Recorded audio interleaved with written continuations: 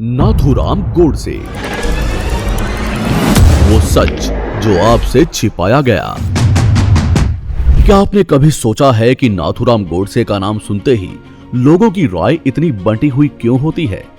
कोई उसे देशभक्त कहता है तो कोई उसे गद्दार। लेकिन क्या हमने कभी ये जानने की कोशिश की है कि उसकी असली सोच क्या थी? क्या हमने सिर्फ वही सुना जो हमें बताया गया, या कहानी के कुछ हिस्से अब भी छिपे हुए हैं? गोडसे का नाम सुनते ही सबसे पहली चीज जो हमारे दिमाग में आती है वो है महात्मा गांधी जी की हत्या। लेकिन क्या हमने कभी सोचा है कि वो कौन से कारण थे जिनकी वजह से गोडसे ने इतना बड़ा कदम उठाया? क्या ये सिर्फ नफरत थी या इसके पीछे एक गहरी विचारधारा थी? इतिहास के पन्नों में बहुत कुछ लिखा गया है, लेकिन उनमें से कितना सच है और कितना एक खास नजरिए से लिखा गया है, ये जानना जरूरी है। आज हम इन्हीं अनकही कहानियों को समझने की कोशिश करेंगे। नाथूराम गोडसे का बचपन कैसा था, वो कैसे एक कॉमन आदमी से हिंदू विचारधारा का कट्टर समर्थक बन गया, उसने गांधी जी की हत्या क्यों की? इस वीडियो में इन्हीं सवालों के जवाब तलाशने की कोशिश करेंगे। नाथूराम गोडसे एक ऐसा नाम जिसे इतिहास में गांधी जी की हत्या करने वाले के रूप में जाना जाता है, लेकिन उसका असली जीवन कैसा था, वो कैसे बड़ा हुआ और किन वजहों से उसकी सोच इतनी कट्टर बन गई? नाथूराम गोडसे का जन्म 19 मई 1910 को महाराष्ट्र के पुणे जिले के बारामती आश्रम बारामती में हुआ था। उसका पूरा नाम नाथूराम विनायक गोडसे था। बचपन में उसके 3 भाई पैदा होते ही मर गए, लेकिन उसकी बहन बच गई। घर वालों को लगा कि शायद कोई श्राप है जिसके कारण उनके घर में लड़के जिंदा नहीं रहते। इसी वजह से उसके माता पिता ने उसे लड़कियों की तरह पाला और उसे नथ यानी कि नाक की बाली पहना दी ताकि वो लड़की जैसा लगे और उस पर कोई बुरा असर ना पड़े। नथ पहनने की वजह से ही उसका नाम नाथूराम रखा गया। गोडसे ने 5वीं क्लास तक की पढ़ाई बारामती के लोकल स्कूल में की। फिर उसे पुणे में अपनी चाची के पास रहने के लिए भेज दिया गया ताकि वो इंग्लिश मीडियम स्कूल में पढ़ाई कर सके। हालांकि उसने स्कूल की पढ़ाई बीच में ही छोड़ दी थी। जैसे जैसे नाथूराम गोडसे बड़ा हुआ, उसकी सोच भी बदलने लगी। शुरू में तो वो महात्मा गांधी जी और आजादी की लड़ाई से इन्फ्लुएंस्ड था, लेकिन धीरे धीरे उसकी विचारधारा पूरी तरह से बदल गई। उसे लगने लगा कि गांधी जी की नीतियों की वजह से हिंदू समाज कमजोर हो रहा है और देश को नुकसान हो रहा है। गोडसे ने अपनी पढ़ाई पुणे में की, लेकिन ज्यादा आगे नहीं बढ़ पाया। फिर वो राष्ट्रीय स्वयंसेवक संघ RSS से जुड़ गया और हिंदू महासभा का भी एक्टिव मेंबर बन गया। 1932 में उसने महाराष्ट्र के सांगली में RSS का कार्यकर्ता बनकर काम शुरू किया, लेकिन इसके साथ ही वो हिंदू महासभा में भी एक्टिव रहा। अब गोडसे सिर्फ एक कार्यकर्ता नहीं था, वो एक पत्रकार भी था। उसने अग्रणी नाम से अखबार निकाला जिसमें वो खुलकर अपने विचार लिखता था। उसके लेखों में गांधी और कांग्रेस की आलोचना करना आम बात थी। उसे लगता था कि गांधी मुसलमानों को ज्यादा सपोर्ट कर रहे हैं और इसी वजह से देश का बंटवारा हुआ। वो मानता था कि गांधी जी की अहिंसा वाली नीतियों ने हिंदुओं को कमजोर कर दिया है और इसी वजह से उसके अंदर गांधी जी के खिलाफ गुस्सा बढ़ता गया। इसी दौरान उसकी मुलाकात MS गोलवलकर से हुई, जो बाद में RSS के प्रमुख भी बने। दोनों ने मिलकर बाबा राव सावरकर की किताब राष्ट्र मीमांसा का इंग्लिश में ट्रांसलेशन किया। गोडसे ने 1942 में विजयदशमी के दिन हिंदू राष्ट्र दल के नाम से अपना ऑर्गेनाइजेशन बनाया। हालांकि वो RSS और हिंदू महासभा से भी जुड़ा रहा। 1946 में उसने दावा किया कि उसने पार्टीशन के मुद्दे पर RSS छोड़ दिया और पूरी तरह से हिंदू महासभा में शामिल हो गया, लेकिन कई रिपोर्ट्स कहती हैं कि यह दावा गलत था। 2020 में द कारवां की एक रिपोर्ट के मुताबिक गोडसे का नाम RSS के रिकॉर्ड में आखिरी समय तक मेंबर के तौर पर था। उसके परिवार का कहना था कि उसने RSS कभी छोड़ा ही नहीं। यहाँ तक कि गांधी जी की हत्या के बाद अपने पहले बयान में भी गोडसे ने कहा था, मैं हिंदू महासभा में था लेकिन RSS में भी एक्टिव रहा। अब सवाल ये उठता है कि क्या उसका गुस्सा ही उसे हत्या तक ले गया या इसके पीछे कोई और वजह थी? क्या ये सिर्फ उसकी अपनी सोच थी या कोई बड़ी साजिश? इन सवालों के जवाब आगे तलाशने की कोशिश करते हैं। नाथूराम गोडसे की विचारधारा हिंदू राष्ट्रवाद से मोटिवेटेड थी। उसका मानना था कि भारत को एक हिंदू राष्ट्र होना चाहिए। और जो भी इसके खिलाफ जाएगा वो देशद्रोही होगा। उसे लगता था कि महात्मा गांधी जी की नीतियां हिंदू समाज के खिलाफ थी और उन्होंने मुसलमानों को जरूरत से ज्यादा सपोर्ट किया। गोडसे को सबसे ज्यादा गुस्सा इस बात पर था कि गांधी हमेशा हिंदू मुस्लिम एकता की बात करते थे। उसे लगता था कि गांधी का झुकाव मुसलमानों की तरफ ज्यादा था और उनकी नीतियों की वजह से ही भारत का बंटवारा हुआ। उसका मानना था कि अगर गांधी जी चाहते तो भारत को 2 टुकड़ों में बंटने से रोका जा सकता था। वो ये भी मानता था कि गांधी जी की अहिंसा की नीति सिर्फ हिंदुओं पर ही थोप दी गई। उसे लगता था कि जब मुसलमान अपने हक के लिए लड़ सकते हैं तो हिंदू क्यों नहीं। उसे लगता था कि गांधी हमेशा हिंदुओं को शांत रहने की सलाह देते थे, लेकिन मुस्लिम लीग और जिन्ना को खुली छूट दी गई। गोडसे का मानना था कि भारत में रहने वाला हर नागरिक हिंदू संस्कृति और परंपराओं को अपनाए। वो मानता था कि भारत में सिर्फ हिंदुओं को होना चाहिए और दूसरे धर्म के लोगों को हिंदू धर्म के हिसाब से रहना चाहिए। उसकी विचारधारा सावरकर के हिंदुत्व से काफी इन्फ्लुएंस्ड थी। गोडसे खुद को एक सच्चा राष्ट्रवादी मानता था। उसे लगता था कि गांधी और कांग्रेस की नीतियों की वजह से भारत कमजोर हो गया। उसने अपने कई आर्टिकल्स में यह लिखा कि देश को बचाने के लिए गांधी को हटाना जरूरी है। वो मानता था कि गांधी सिर्फ अहिंसा और शांति की बात करके हिंदुओं को कमजोर बना रहे हैं, जबकि असली आजादी तब मिलेगी जब हिंदू समाज अपनी ताकत पहचानेगा। गोडसे सिर्फ बोलता ही नहीं था, बल्कि लिखकर भी अपने विचार फैलाता था। वो अपने अखबार अग्रणी में खुलकर गांधी और कांग्रेस को क्रिटिसाइज करता था। उसके आर्टिकल में साफ दिखता था कि वो गांधी को भारत की समस्याओं की जड़ मानता था। गोडसे को लगता था कि गांधी हमेशा पाकिस्तान के इंटरेस्ट में काम कर रहे हैं और हिंदुओं की अनदेखी कर रहे हैं। जब गांधी जी ने पाकिस्तान को 55 करोड़ रुपए देने की मांग रखी तो गोडसे का गुस्सा फूट पड़ा।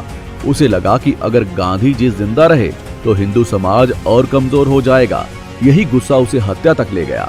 अब सवाल उठता है, क्या ये सिर्फ गोडसे की सोच थी या इसके पीछे कोई और भी था? क्या ये सिर्फ गुस्से में लिया गया फैसला था या किसी बड़ी साजिश का हिस्सा? इन सवालों के जवाब हमें गोडसे की आगे की कहानी में मिलेंगे। 30 जनवरी 1948 शाम के करीब 5:17 दिल्ली के बिड़ला हाउस में रोज की तरह प्रार्थना सभा चल रही थी। महात्मा गांधी धीरे धीरे अपने कदम बढ़ा रहे थे। तभी अचानक भीड़ से एक आदमी आगे बढ़ा और 3 गोलियां चला दी। गांधी जी वहीं गिर पड़े। उनके मुंह से निकला, हे राम। यह आदमी कोई और नहीं बल्कि नाथूराम गोडसे था। वो एक एक्सट्रीमिस्ट सोच वाला आदमी था। उसे लगने लगा था कि गांधी जी की नीतियों से देश को नुकसान हो रहा है। खासकर पाकिस्तान को 55 करोड़ रुपए दिए जाने के फैसले से वो बेहद नाराज था। इसीलिए उसने अपने साथियों के साथ मिलकर गांधी जी का असैसिनेशन करने का प्लान बनाया। गोडसे की और उसके सपोर्टर्स को वहां से हटाया गया। इसके अलावा दूसरी घटना तब हुई जब सितंबर 1944 में गांधी जी सेवाग्राम से मुंबई जा रहे थे। तब रास्ते में नाथूराम गोडसे ने उन्हें रोकने की कोशिश की। इस बार वो पहले से ज्यादा तैयार था और उसके पास एक चाकू भी था। उसका इरादा गांधी जी को नुकसान पहुंचाने का था, लेकिन जैसे ही उसने आगे बढ़ने की कोशिश की, वहां मौजूद लोगों ने उसे पकड़ लिया। गोडसे की इस हरकत को देखते हुए तुरंत उसे रोक लिया गया और गिरफ्तार कर लिया गया। ये दूसरी बार था जब उसने गांधी जी पर हमला करने की कोशिश की, लेकिन हर बार उसे नाकामयाबी ही मिली। इससे पता चलता है कि गोडसे के मन में गांधी जी के लिए कितनी नफरत थी, जो आने वाले समय में और बढ़ती गई। हर बार गांधी जी ने कहा कि वो किसी पर केस नहीं करेंगे, इसीलिए गोडसे को छोड़ दिया गया। जनवरी 1948 का समय था। देश बंटवारे के दर्द से गुजर रहा था। हिंदू मुस्लिम दंगे हो रहे थे और माहौल खराब था। इसी बीच गांधी जी ने पाकिस्तान को 55 करोड़ रुपए देने की मांग की, क्योंकि ये बंटवारे के समय हुए समझौते का हिस्सा था। जब सरकार ने पैसे रोकने की कोशिश की तो गांधी जी ने इसका विरोध किया और इसके लिए आमरण अनशन तक कर दिया। गांधी जी के इस कदम से नाथूराम गोडसे और उसके साथियों में गुस्सा बढ़ गया। वो पहले से ही मानते थे कि गांधी जी की नीतियां देश के लिए नुकसानदायक हैं। अब उन्हें लगने लगा कि गांधी जी को रोकना जरूरी हो गया है और इसके लिए उनकी हत्या ही एकमात्र रास्ता था। इसलिए उन्होंने एक प्लान बनाया। इस प्लान में नाथूराम गोडसे अकेला नहीं था। प्लान में उसके साथ नारायण आप्टे, विष्णु करकरे, मदनलाल पाहवा, गोपाल गोडसे, दत्तात्रेय परचुरे और दिगंबर बज भी थे। उन्होंने गांधी जी की हत्या की पूरी प्लानिंग की और उनकी डेली रूटीन पर नजर रखना शुरू कर दिया। पहले मदन लाल पाहवा को गांधी जी की हत्या करने की जिम्मेदारी दी गई, लेकिन उसने इनकार कर दिया। इसके बाद गोडसे ने खुद गांधी जी की हत्या करने का फैसला किया। गांधी जी उस समय बिरला हाउस में रह रहे थे, जहां वो हर शाम प्रार्थना सभा करते थे। इससे पहले वो नई दिल्ली के गोले मार्केट के पास स्थित वाल्मीकि मंदिर में ठहरे थे, लेकिन वहां रिफ्यूजीज के रहने के कारण उन्हें बिड़ला हाउस जाना पड़ा। 20 जनवरी 1948 को गोडसे और उसके साथियों ने पहली बार गांधी जी की हत्या की कोशिश की। वो गांधी जी का पीछा करते हुए बिड़ला हाउस के लॉन तक पहुंच गए, जहां गांधी जी सभा कर रहे थे। मदन लाल पाहवा को एक ग्रेनेड फेंकने की जिम्मेदारी दी गई। उसने एक ग्रेनेड सभा से थोड़ी दूर फेंका, जिससे एक जोरदार धमाका हुआ। भीड़ में भगदड़ मच गई, लोग इधर उधर भागने लगे, लेकिन गांधी जी मंच पर शांति से खड़े रहे। प्लान के मुताबिक भगदड़ के बाद दूसरा ग्रेनेड गांधी जी पर फेंका जाना था, लेकिन ये काम करने वाला दिगंबर बैज डर गया और भीड़ के साथ भाग गया। बाकी लोग भी मौके से फरार हो गए, सिर्फ मदन लाल पाहवा पकड़ा गया। हालांकि इस हमले में गांधी जी को कोई नुकसान नहीं हुआ, लेकिन गोडसे और उसके साथियों ने हार नहीं मानी। वो इस बार बिना किसी गलती की योजना को अंजाम देना चाहते थे। उन्होंने इटली में बनी बेरेटा 1934 पिस्तौल खरीदी और सही समय का इंतजार करने लगे। अब बस सही मौके की तलाश थी। 30 जनवरी 1948 की शाम का वक्त था। गांधी जी रोज की तरह प्रार्थना सभा के लिए बिड़ला हाउस के बगीचे में जा रहे थे। उनके दाएं हाथ पर मनुबेन और बाएं हाथ पर आभाबेन थी। दोनों उनकी लाठी की तरह थी, जिनके सहारे वो धीरे धीरे आगे बढ़ रहे थे। गांधी जी को 5 बजे तक सभा में पहुंचना था, लेकिन सरदार पटेल के साथ उनकी मीटिंग लंबी हो गई और वो करीब 10 मिनट लेट हो गए। जैसे ही वो प्रार्थना सभा की सीढ़ियों पर चढ़ने लगे, अचानक भीड़ में से एक आदमी तेजी से आगे बढ़ा। उसने खाकी कपड़े पहने थे और हाथ जोड़कर झुका हुआ था। मनुबेन को लगा कि वो गांधी जी के पैर छूने आया है। उन्होंने उसे रोकने की कोशिश की, लेकिन उसने उन्हें जोर से धक्का दे दिया। मनुबेन के हाथ से बापू की माला, उनकी डायरी और चूने की डिब्बी गिर गई। अगले ही पल 3 गोलियां चली। धाए धाए धाए।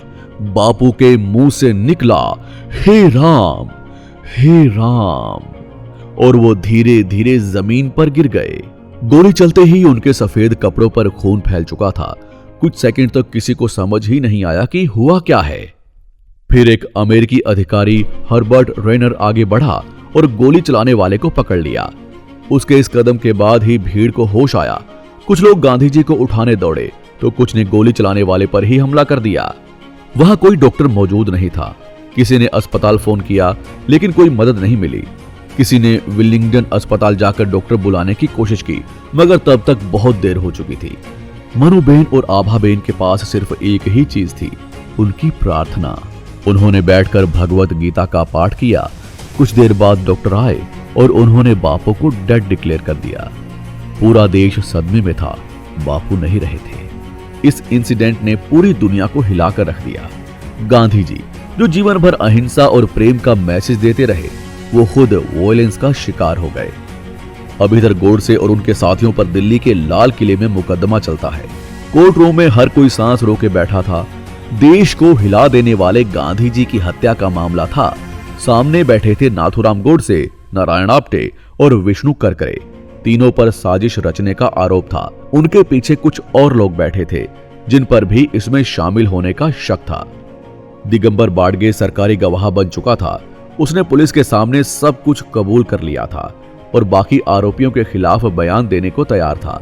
उसकी गवाही का मतलब था कि कुछ लोगों को फांसी होगी और कुछ को उम्र कैद। जज के कोर्ट में आते ही सन्नाटा छा गया।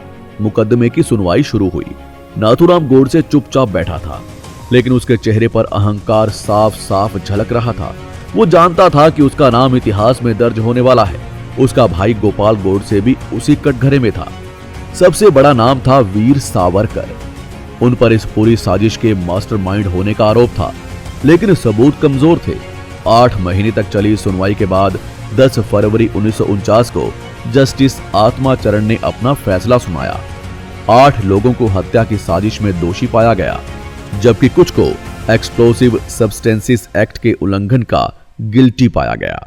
वीर सावरकर को सबूत ना होने के कारण बरी कर दिया गया। सबसे बड़ी सजा नाथूराम गोडसे और नारायण आप्टे को मिली, फांसी। जबकि गोडसे के भाई गोपाल गोडसे समेत 6 लोगों को उम्र कैद की सजा सुनाई गई। 8 नवंबर 1949 को अदालत ने गोडसे और आप्टे की फांसी की तारीख तय की और 15 नवंबर 1949 को अंबाला जेल में उन्हें फांसी दे दी गई। कहा जाता है कि जब नारायण आप्टे को फांसी दी गई तो उसकी गर्दन तुरंत टूट गई और उसकी मौत हो गई। लेकिन गोडसे के साथ ऐसा नहीं हुआ। वो 15 मिनट तक फंदे पर लटकता रहा और धीरे धीरे दम घुटने से मरा। नाथूराम गोडसे की फांसी के साथ ये चैप्टर खत्म जरूर हुआ, लेकिन कई सवाल आज भी बने हुए हैं। क्या हमें पूरी सच्चाई बताई गई या कुछ बातें हमसे छिपा ली गई? इतिहास को समझना जरूरी है ताकि हम उससे सीख सकें और भविष्य में वही गलतियां दोबारा ना दोहराएं। दोस्तों, इसी तरह की वीडियोस के लिए चैनल को सब्सक्राइब करें और कमेंट करके बताएं कि आपको अगला वीडियो किस टॉपिक पर चाहिए।